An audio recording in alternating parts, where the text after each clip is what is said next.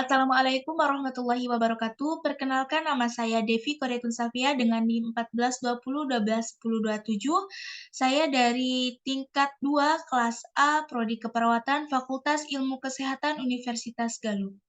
Baik, sebelumnya saya berterima kasih kepada dosen pengampu saya yaitu Ibu Ana Samiatul Mila SKM MMkes yang telah memberikan materi mengenai mata kuliah Nursing Entrepreneur mengenai kewirausahaan.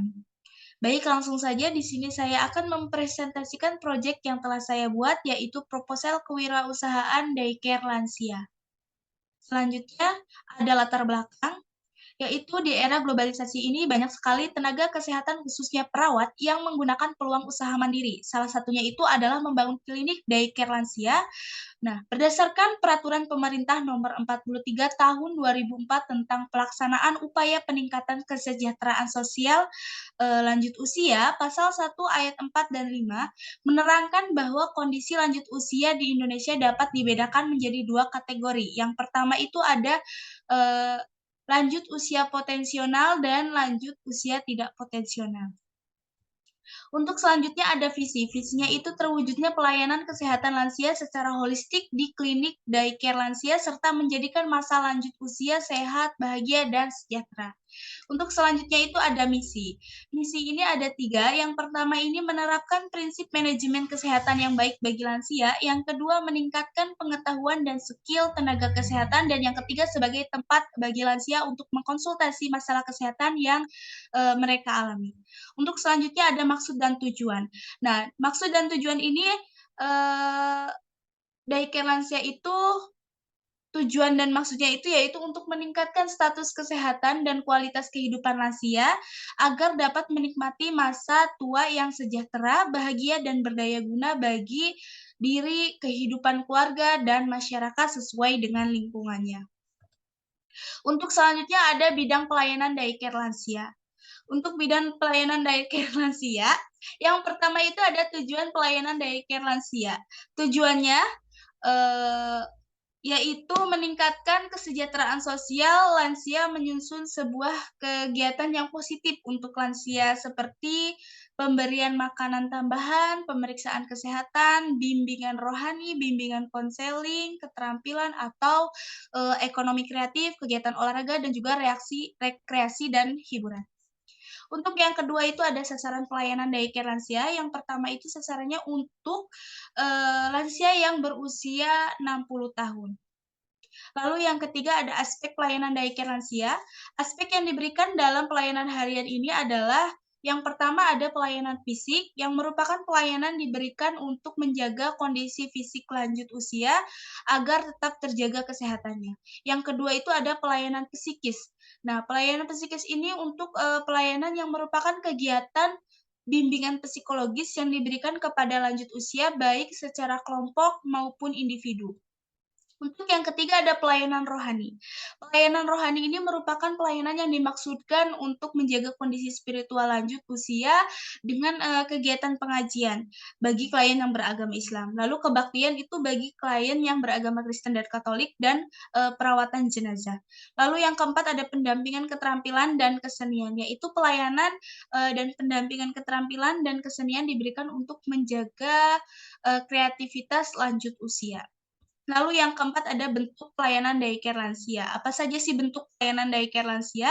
Nah, di sini ada pelayanan daycare lansia yang berbasis home care. Pada layanan home care ini menyediakan berbagai layanan bagi para lanjut usia, di antaranya yaitu ada pemeriksaan tanda-tanda vital, senam pagi, kegiatan bersama, makan bersama, persiapan tidur siang, mandi, tay time, atau lansia bersosialisasi.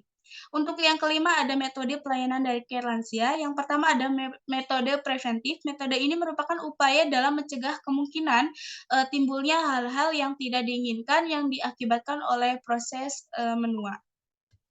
Lalu yang kedua ada metode kuratif. Metode kuratif ini merupakan upaya dalam mengobati lansia yang sakit Upaya ini dapat dilakukan dalam bentuk kegiatan seperti pemberian layanan kesehatan tingkat dasar.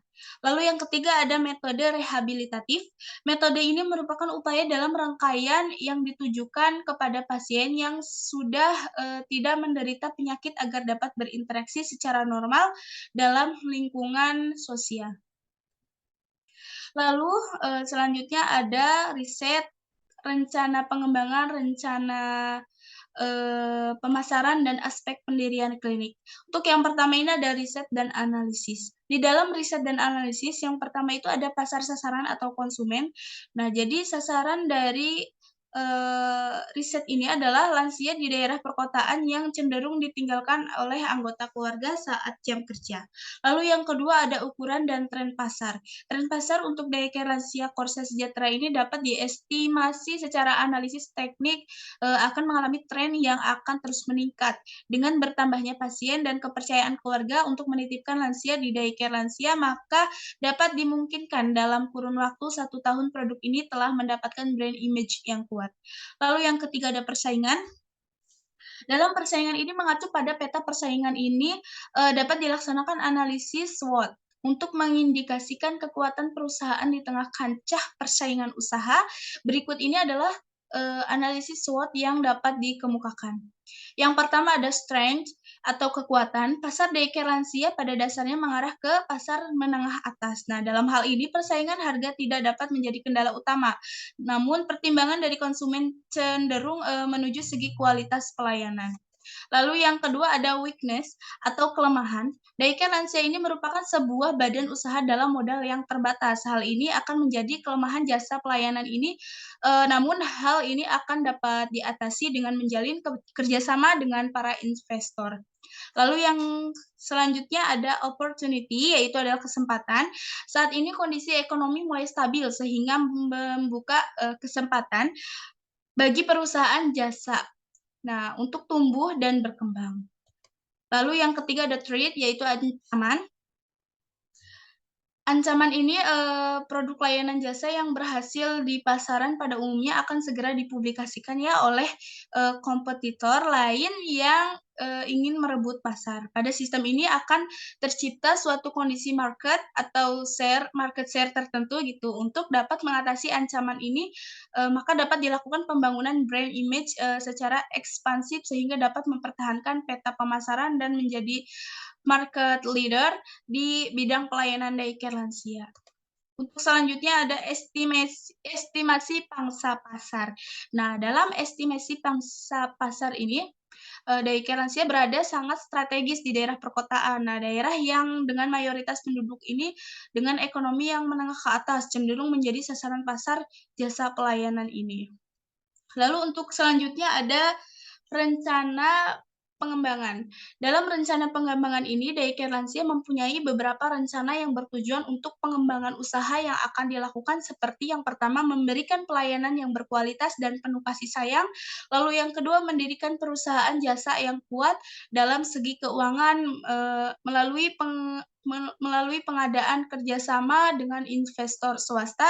Lalu yang ketiga ada mengadakan promosi yang lebih kuat. Yang keempat, mendirikan suatu perusahaan transparan yang kuat dalam sistem manajerial melalui peningkatan SDM atau sumber daya manusia dengan cara mengikuti pelatihan dan seminar. Lalu yang kelima ada mendirikan cabang daycare lansia di wilayah Kota Banjar. Untuk selanjutnya adalah rencana pemasaran. Dalam rencana pemasaran ini yang pertama ada strategi pasar penjualan dan distribusi. Di dalam strategi pasar penjualan dan distribusi ini, target pemasaran dari jasa pelayanan ini adalah keluarga dengan tingkat ekonomi menengah ke atas. Lalu yang kedua ada penetapan harga. Dalam penetapan harga, strategi penetapan harga ini dibagi menjadi 2 tahap, yaitu harga perkenalan dan harga member. Pertama, penetapan harga perkenalan pada awal peluncuran dimaksudkan untuk menarik konsumen, kemudian dilakukan kenaikan harga secara perlahan sesuai dengan respon konsumen dengan tetap mengutamakan kualitas produk. Untuk yang kedua, akan diterapkan perbedaan harga untuk member tetap. Yang ketiga, ada periklanan dan promosi.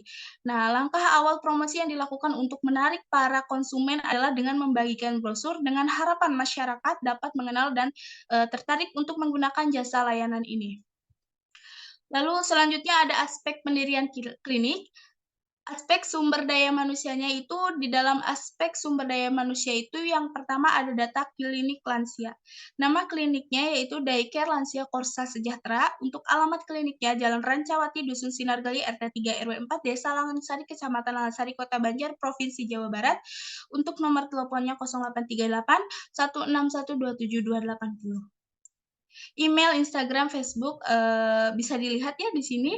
Untuk tahun berdirinya Minggu 7 Mei 2023. Lalu ada biodata pemilik. Yang pertama ada nama, yaitu Devi Koritun Safia, Eskep Nurse, jabatannya Direktur, tempat tanggal lahir Ciamis 25 Desember 2003, alamat rumah Jalan Rancawati, Dusun Sinargali, RT 3 RW 4, Desa Langasari, Kecamatan Langasari, Kota Banjar, Provinsi Jawa Barat. Untuk nomor teleponnya tidak ada nomor WhatsApp-nya, bisa dilihat, email-nya bisa dilihat. Untuk pendidikan terakhir S1 keperawatan. Lalu selanjutnya ada sertifikasi. Di dalam sertifikasi ini ada surat izin Dinas Kesehatan Kota Banjar, lalu surat izin praktik perawat dari Dinas Kesehatan Kota Banjar. Lalu untuk susunan anggota, bisa dilihat di sini ya susunan anggotanya. Untuk selanjutnya ada aspek susunan tugas operasional. Yang pertama itu ada direktur perusahaan, sebagai pemimpin dari Daycare Lansia Bahagia, agar segala macam kegiatan yang direncanakan dapat tercapai dan dapat mencapai sasaran. Yang kedua ada sekretaris, yaitu membantu direktur dalam melaksanakan tugas-tugasnya. Lalu ada penanggung jawab klinik yang melaksanakan fungsi-fungsi manajemen, mengkoordinir kegiatan penyuluhan pasien, mengkoordinir pengembangan klinik, lalu membina karyawan atau karyawati klinik medik dalam pelaksanaan tugas sehari-hari. Untuk yang selanjutnya ada perawat, yaitu melakukan pengecekan tanda-tanda vital pada lansia. Lalu ada administrasi untuk mengurus pendaftaran pasien, input data, dan lain-lain, mengurus transaksi keuangan di Daycare Lansia Bahagia. Lalu yang selanjutnya ada security, yaitu memastikan dan menjaga keamanan di lingkungan Daycare Lansia Bahagia. Lalu selanjutnya ada cleaning service, yaitu membersihkan dan merapikan seluruh wilayah Daycare Lansia Bahagia. Selanjutnya ada aspek pendukung, yaitu yang pertama ada keunggulan yang dimiliki.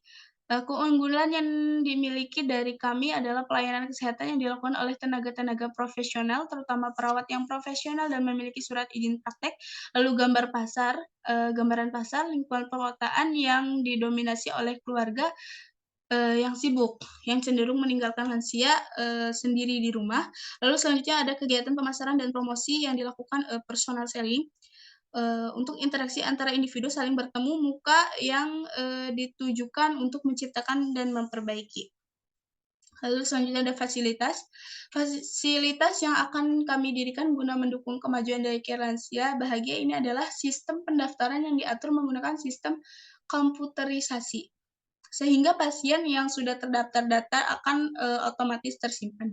Lalu untuk selanjutnya ada aspek finansial, yaitu modal awal. Modal awal untuk membuat klinik Daycare Lansia itu sebesar 200 juta. Untuk perhitungan biayanya itu akan digunakan yaitu sebagai berikut, bisa dilihat di sini ya, untuk jenis biayanya dan juga jumlah biayanya. Bisa dilihat. Untuk pemasukannya, biaya pendaftaran bulanannya Rp200.000, lalu hariannya Rp50.000. Untuk tarif pelayanan Daycare lansianya bulanannya 4 juta per bulan, hariannya Rp150.000 per hari. Target yang ingin dicapai per bulan adalah 15 lansia bulanan Rp60 juta, lalu 10 lansia harian Rp45 juta. Total target pemasukan Rp150.250.000. Nah, di sini bisa dilihat untuk pengeluarannya ya, dari jenis biaya dan juga biayanya. Lalu selanjutnya ada target pemasukan atau omset per bulannya, yaitu 105.250.000,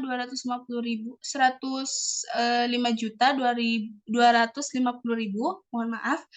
Untuk pengeluaran rutinnya bulanan 23.400.000, sehingga untuk pengembalian modal awal membutuhkan waktu sekitar 3-4 bulan jika berjalan sesuai dengan rencana. Nah, jadi di sini ada pemasukannya itu 105.250.000, lalu pengeluarannya 23.400.000, 400, lalu keuntungannya 81.850.000. Nah, untuk yang kelima ada jadwal pelayanan Daycare Lansia Sejahtera, yaitu Senin sampai Sabtu dari jam 8 sampai jam 17 atau jam 5, lalu hari Minggu tanggal merah dan hari besar juga tutup. Untuk yang keenam ada fokus pelayanan. Fokus pelayanan dari Care Lansia ini untuk lansia yang berusia di atas 60 tahun. Nah, waktu kegiatan lansia bisa dilihat di sini ya, dari jamnya dan juga kegiatan lansianya. Terima kasih, mungkin itu saja yang dapat saya sampaikan. Mohon maaf apabila banyak kekurangan dari, cara pengucapan atau dari cara penyampaian yang saya berikan. Mungkin itu saja. Wabillahi taufik wal hidayah. Wassalamualaikum warahmatullahi wabarakatuh. Terima kasih. Udah.